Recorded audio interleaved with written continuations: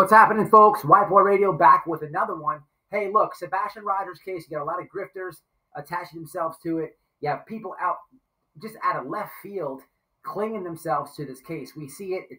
We've seen this movie before. We see it. It's a dime a dozen. But you have strange people coming into this case, attach themselves to make a few bucks. You have, as of recently, Dog the Bounty Hunter and Nik The Hat.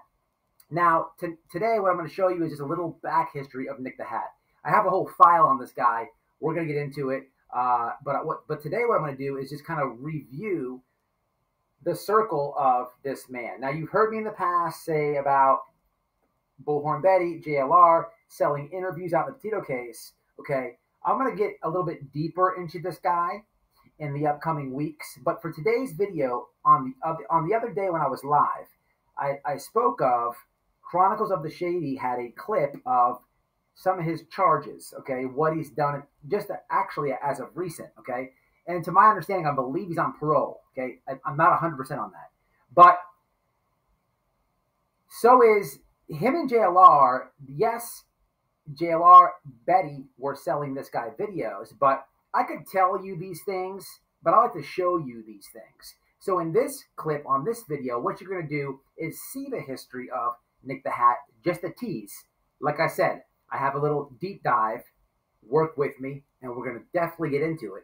But I want to compare it to JLR, another person who, look, through personal experience, don't like the guy. I think he's a joke. Bullhorn Betty is in the news recently for the protection orders against Chris and Katie Proudfoot, along with the Bauer Sox. But, it wasn't recently that JLR was, stalking, harassing Candace Wells. If you can remember right, if you've been following this thing for a little bit, he also had the police called on him on the Alex Murdaugh coverage. I forget what neighbor it was. Maybe it was a family member. Somebody in the comments correct me. I don't remember. It happens so frequently. But even, he's a stalker as well. Okay, but it's the stalker thing is as of YouTube. But these people are they get paid to do this agitation, and I really want to show you the circles that they run in. Now, before I end this. Well, I'll get there in a minute. So let me show you this first clip coming at you as of Chronicles of the Shady. Subscribe to our channel. I'll link the video in the description box. And then we're going to compare this to a clip on the news I found of JLR. And then I'm going to recap this. So stick till the end. And make sure you smash that like. Man is charged with identity theft and forgery in connection with an alleged plot to embarrass a court probation officer. This bizarre scheme involves a 25-year-old self-described news reporter whom prosecutors say is nothing of the kind. Our Bruce Gord reports from the courthouse in media. Here he was during happier times, for him at least, posing for photos with Bill Cosby during Cosby's sex assault trial. Nicholas Hatzofathow, self-described chief content officer at something called YC News. But the Delaware County District Attorney says Nik The Hat, as he's known, was not a journalist, but a fraud. This defendant manipulated the facts and created a story, all made up by himself. Prosecutors say Hatzofathow falsified documents to pose as a New York Times reporter and Good Morning America producer to ask the DA's office for comment on a racist email purportedly sent by an officer of the county's adult probation and parole office. The prosecutor says Hatzofathow created the phony email and tried to pass it off as a legitimate scandal to be reported on his website, perhaps in an attempt to disparage the probation officer who had supervised him after a past conviction. In one fell swoop, he attempted to decimate years of well-earned and good. So what do we have there, guys? Fraud? That's interesting. This is a missing child.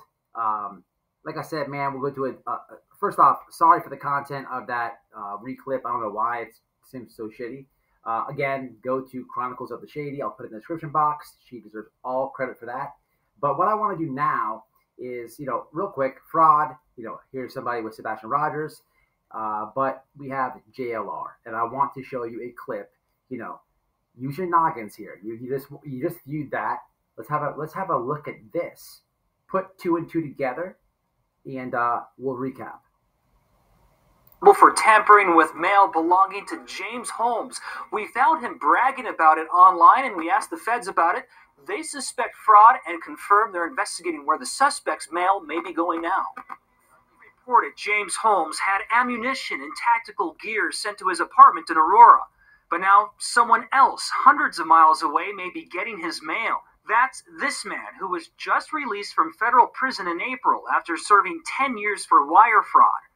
His name is Jonathan Lee Riches. He's notorious for filing thousands of bogus lawsuits against celebrities, and he may have filed bogus motions in the Holmes case too. This week, we noticed Riches posted this Facebook photo of a magazine addressed to Holmes. The yellow mail forwarding sticker shows an address in Pennsylvania where Riches lives. We contacted postal inspectors about it. They checked it out and told 911 to know they think the stickers are real.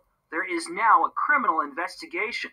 Denver-based postal inspector Pamela Durkee said in a statement, a change of address for Holmes had been filed that may be fraudulent. Upon hearing this, we immediately notified the Postal Service, and the forwarding order was... All right, so for my OGs, you may or may not have seen that clip in the past, but, you know, you have fraud. And also, interesting, if you have seen that clip in the past, and I don't understand why people don't talk about this, this guy was out of prison. He did, you know, a decade in prison for fraud, gets out. He gets out of prison and then inserts himself into these cases. Now, on this case, he's messing with the person who, you know, the person who was responsible for killing a lot of people. But he's still inserting himself into these cases. Okay, you know, the dude is a massive weird person. But I'm focusing on the fraud. Both these people are convicted of fraud. Okay, fraud. You know, inserting themselves into the Sebastian Rogers case. There's rumors that people are getting paid from certain people in this case. I don't know, and I don't want to jump on that because that was also said in the Summer Wells case, and I don't believe any of that. I don't know what's happening in the Sebastian Rogers case, but fraud is fraud, man. It's weird. It's shady, but I wanted to show you the circle that this guy Nik The Hat is in, and this is the guy. Okay, you know who JLR is, you know who Betty is. These were the people who were out there protesting with me in the Petito case and selling the information that they were getting. They you know, this was done in front of my face. One time I got mad. I told the story about the interview with the sister. Another time, Betty was on the phone with TMZ, her and Jonathan, because it was one of the only times Brian Laundrie's father came out of the house, and Andrew was in his face yelling and this and that. It was like a 30-second clip, maybe. He did like say something to Andrew. He gave her like 2 words, but they sold it to TMZ. You know, I didn't know who they were dealing with or whatever, but Nik The Hat was one of the people they were selling the videos to. So that's the point of this video. You know, so I want to show you guys so you have the receipts. You know how I do it.